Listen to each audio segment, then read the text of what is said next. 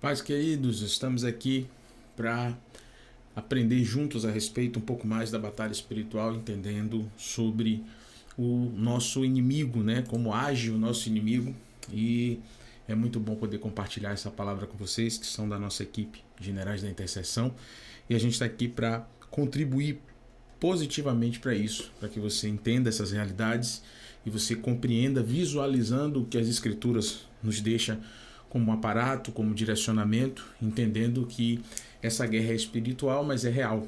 E ela não é vista a olhos humanos. Ela se dá nos lugares celestiais, mas influenciam diretamente tudo que a gente conhece como sendo a nossa realidade, né? O lugar onde vivemos, aquilo que está nos influenciando diretamente, aquilo que está tomando posse do que a gente faz, do que a gente fala, do que a gente opera, né? Por meio das decisões, das escolhas e das nossas práticas. Então é importante a gente entender essas coisas e eu quero te convidar já a perceber com a gente aqui o nosso estudo, a visualizar essa tela do nosso estudo, para a gente poder ver alguns fundamentos aqui juntos. Então, esse é o nosso segundo encontro sobre batalha espiritual. A gente está trabalhando aqui fundamentos, coisas bem basilares que passa batido às vezes, a gente não percebe, mas influencia toda a nossa realidade. Então eu quero partilhar isso com vocês, para a gente saber quem é o nosso inimigo. Quem é o nosso inimigo? O que é que a palavra nos fala sobre isso, né? Pois a nossa luta não é contra pessoas, mas contra os poderes e autoridades, contra os dominadores desse mundo de trevas, contra as forças espirituais do mal nas regiões celestiais. Então, Efésios 6:12. Contra quem nós estamos lutando? Quem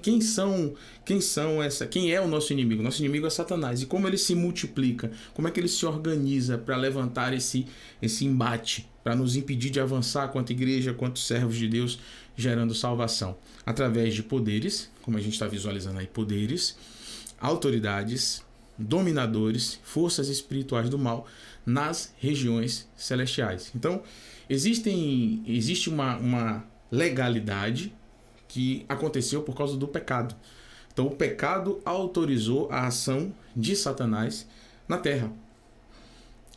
E a gente está lutando contra isso, e a nossa principal arma é a santidade, é viver segundo as Escrituras, é viver em constante arrependimento, em viver servindo a Deus, buscando multiplicar o caráter de Cristo. Isso impede o avanço de Satanás. No entanto, do outro lado, quando a gente tem uma ação contrária, a gente permite que o pecado nos domine, então a gente legaliza essas ações desses poderes, dessas autoridades, desses dominadores.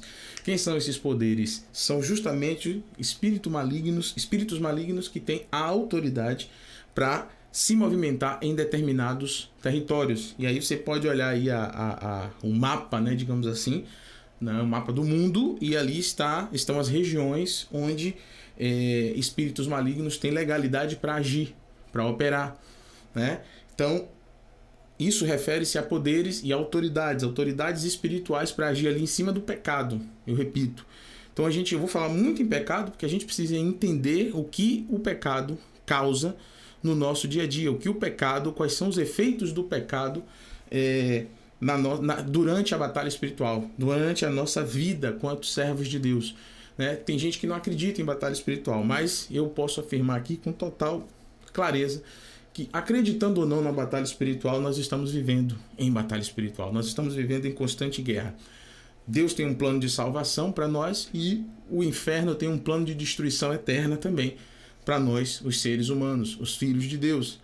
Satanás não pode tocar Deus, então ele entende que tocando os filhos de Deus, ou tocando aqueles que deveriam ser filhos de Deus, né, por meio de arrependimento e de reconhecimento do senhorio de Cristo sobre suas vidas, então Satanás tenta tocar nessas pessoas e assim ele entende que está ofendendo, né, a Deus, tá certo?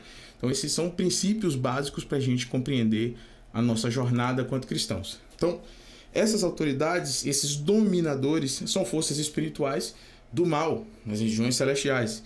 O que aconteceu?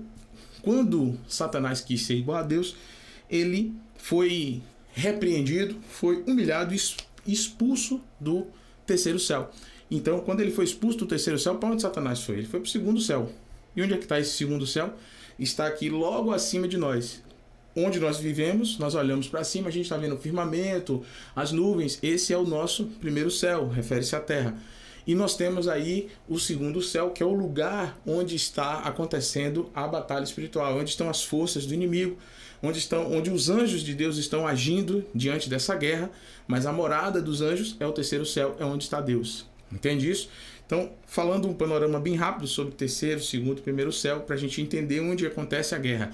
Onde é que está Satanás? Satanás está no inferno, embaixo de nós? Não, ele está no segundo céu. É justamente esse o problema. Ele está entre nós e Deus.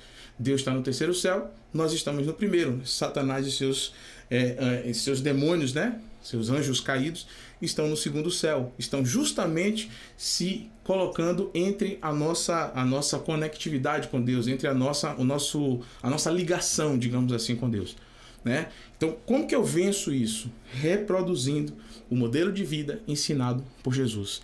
Então, só para você entender o que são poderes, o que são autoridades, dominadores e forças espirituais nas regiões celestiais aí, tá bom? Então, vamos seguindo aqui. Nós estamos lutando contra o inimigo espiritual, já falei isso, estamos travando uma guerra contra o inimigo que é invisível aos olhos humanos. E eu acho que essa, apesar de ser uma coisa bem básica, é uma coisa que nos deixa, às vezes, atrapalhados, né? A gente, apesar de não estar vendo a olho nu o que está acontecendo, a gente sente os impactos dessa guerra. A gente sente os impactos da movimentação, digamos assim, de Satanás e seus demônios diante de pecados, a influência que eles exercem sobre nós, né? Então a gente precisa entender isso, que mesmo que eu não esteja vendo, está acontecendo. E eu preciso operar, preciso agir em conformidade com esse conhecimento que eu já tenho. Amém? Então, para ter uma chance contra esse inimigo, nós devemos confiar totalmente no poder de Deus. Como está escrito aí, pois ele é espírito, ele pode ver tudo, ele é o Senhor dos exércitos. Então a gente tá confiado no poder de Deus, a gente está operando, tomando posse desse poder que está em nós, mas não é de nós, é um poder, não é nosso, é um poder de Deus que opera nas nossas vidas, tá certo? Ele vai operar onde houver espaço, ele vai operar onde houver uma consciência de que ele está vivo e que ele deve ser honrado com as nossas atitudes.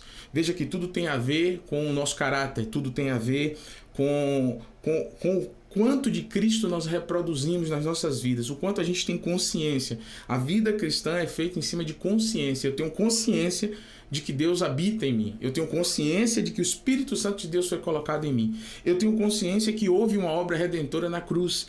Então, a vida cristã não é a revelia, não é eu viajando, pensando sobre qualquer coisa, não. É entendendo que houve um processo que a Bíblia me ensina e que eu estou inserido nesse processo, que é o processo de resgate, é o processo de salvação. Cristo está às portas, ele vai voltar. E enquanto isso acontece, a gente está batalhando, né, para quebrar todas as hostes de Satanás, todas as armas, todo o levante que existe. Amém? Então vamos lá. Jesus venceu a enfermidade, o pecado e a morte, né? Aonde? No Calvário. Ele venceu o inimigo e ressuscitou. O que significa que a vitória já nos foi dada, como eu acabei de te falar. Né? Então a gente já venceu. Essa guerra já é vencida. Ah, pastor, eu estou lutando para vencer? Não, eu já venci. Cristo já morreu e já ressuscitou. Mas eu preciso fazer isso. Como é que eu posso dizer? Eu preciso executar isso na vida das pessoas que não entendem, que não compreendem, que nem sabem que isso existe, que foi feito algo por eles. Né? Por isso que o Evangelho são as boas novas, a boa notícia de que apesar de, existe um único Deus chamado Jesus Cristo que morreu e ressuscitou e abriu a porta para que o homem pudesse se arrepender e voltar à sua condição inicial, que é ser família de Deus, é estar ligados a Deus. Né?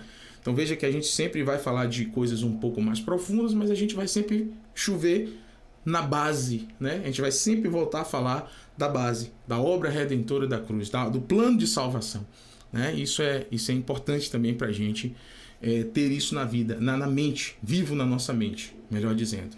Então Jesus, soberano, ele está conosco, nossa vitória e triunfo estão garantidos. Se Jesus é comigo, e um dos nomes dele é Emanuel, Deus conosco, o que nos dá um fundamento para entender que ele é comigo o tempo todo, e a minha vida deve honrar essa vida dele em mim, né? Por isso, mais uma vez, consciência. A vida cristã é uma vida de consciência.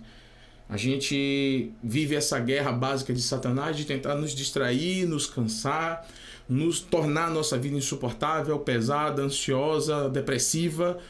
O diabo sabe que se ele fizer isso, ele nos desconecta dessa verdade de que a gente está aqui debaixo do poder de Jesus, somos um com ele e agimos debaixo do poder de um Deus que é soberano, está sobre tudo, que já nos deu um triunfo garantido. Mas eu preciso viver confirmando a obra que já foi feita naquela cruz. Amém? Então, aqui em 1 João, capítulo 3, verso 8, você está visualizando aí, a gente pode ver um princípio básico aí. Para isso se manifestou o Filho de Deus, para destruir as obras do diabo. Então, assim como Deus está fazendo obras, né? Como Deus fez obras, o diabo tenta o tempo todo também mostrar que ele está tentando construir algo, né? Algo em relação ao plano de destruição dele. Então, quando eu penso sobre isso, eu também alargo o meu entendimento.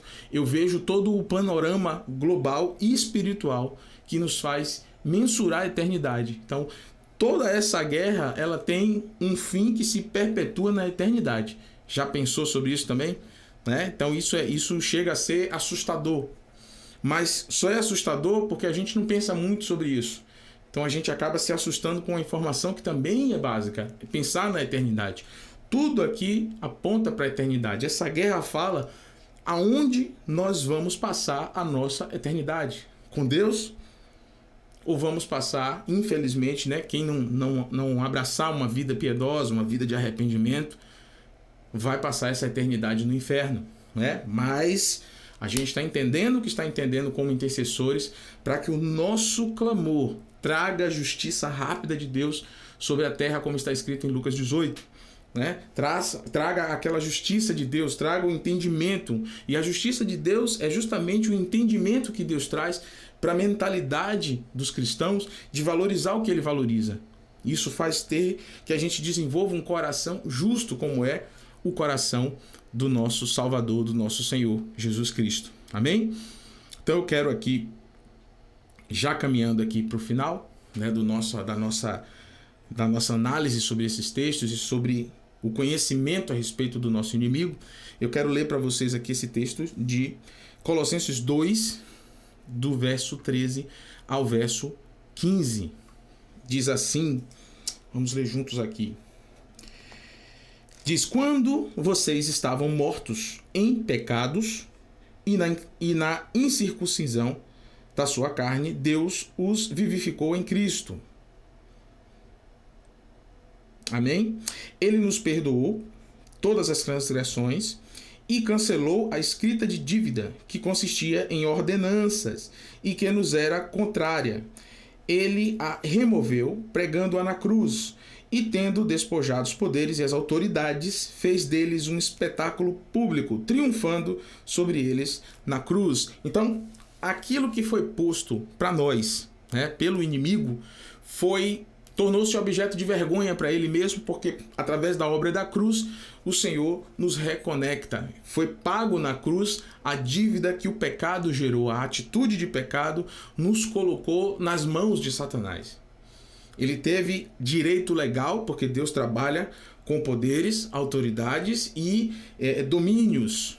Né? Então, o pecado legaliza, autoriza Satanás a tocar o homem, a modificar o plano original, né, de Deus em cada homem, em cada ser humano.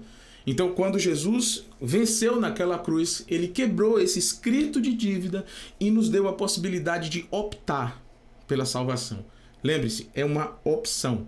E essa opção não é só abrir a boca e dizer assim, eu aceito, eu quero. É uma continuidade em cima dessa decisão com práticas que revelam aquilo que a palavra nos chama a repercutir, a fazer, a viver. Então eu preciso viver dessa forma, eu preciso entender que não é discurso, não é só conhecimento, mas acima de tudo isso é viver aquilo que Jesus colocou à nossa disposição, é tomar posse, é realmente fazer o que precisa ser feito. Está escrito em Romanos 8,37, em todas essas coisas nós somos mais do que vencedores por meio daquele que nos amou. Nós só somos vencedores porque um dia Jesus nos amou. isso também nos faz refletir algo importante. Eu também passo a ser vencedor com Jesus quando eu desenvolvo essa capacidade que está nele, que se origina nele, de amar. Eu preciso amar as pessoas. Eu preciso amar a obra redentora da cruz. E amar gera atitude, gera execução, gera um estilo de vida que a palavra nos mostra em todas essas coisas, em toda essa batalha, em todos esses embates, em todas essas lutas, em toda a necessidade que a gente tem de superar a nossa alma humana que deseja o pecado, que deseja as coisas antigas. Nós somos mais do que vencedores por causa de Jesus. Nós vencemos por meio de Jesus. Então eu preciso, como intercessor, como servo de Deus, nós precisamos estar muito conectados a Jesus. Nós vamos dar grande ênfase à necessidade de operar quanto cristãos nessa terra quando nós temos o conhecimento a respeito da pessoa de Jesus. Aí sim, a gente continua queimando, a gente continua apaixonado, a gente continua cheio do fogo que queima o coração de Jesus. Aí sim nós vamos nos importar com os outros, nós vamos nos importar com o próximo, nós vamos realmente permanecer nesse lugar de oração. Nós vamos permanecer nesse lugar de intercessão, né? Porque enquanto estivermos nesse mundo, estaremos em constante batalha, né? A vitória é nossa e isso não quer dizer que não precisemos lutar. A gente precisa lutar. Lutar o tempo todo. Batalhar essa guerra sabendo que ela já foi vencida na cruz. Mas os efeitos dela só vão se cumprir na nossa vida se a gente viver pautado na palavra. E eu só consigo viver na palavra se eu conheço o Senhor dela. Você só vai confiar no Senhor se você o conhece. Se você diariamente busca se aproximar da fonte da nossa salvação, que é Jesus Cristo. Ele é luz e nele não se encontra nenhum tipo de trevas. Então, quando eu me aproximo dele, as áreas escuras da minha vida começam a ser clareadas e eu começo a ver, eu mesmo começo a ter consciência do quanto eu careço de arrependimento. Existem níveis e níveis de arrependimento, existem níveis e níveis de revelação, existem níveis e níveis de libertação, existem níveis e níveis de crescimento.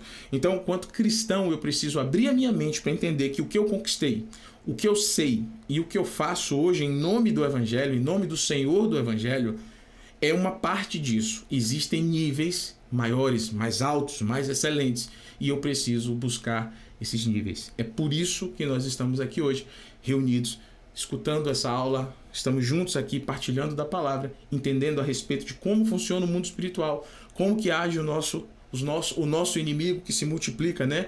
Nas classes de demônios, na hierarquia de demônios. Então, isso tudo, eu não quero focar nessa aula de destrinchar demônios, hierarquias, essas coisas angelicais, eu não quero, também dos anjos, né? Por isso que eu estou falando coisas angelicais, não é esse o objetivo, mas é fazer você começar a pensar de onde parte a nossa motivação para interceder. Amém? Então, que Deus possa te abençoar, que tenha sido valioso pensar a respeito disso e daqui para frente nós temos uma perspectiva de entender com maior profundidade a questão da intercessão, da guerra espiritual e da vida com Deus. Amém? Que o Senhor te abençoe, te multiplique e que você se sinta cada dia encorajado a buscar mais e a desenvolver o seu relacionamento com o Pai. Amém? Deus te abençoe em nome de Jesus.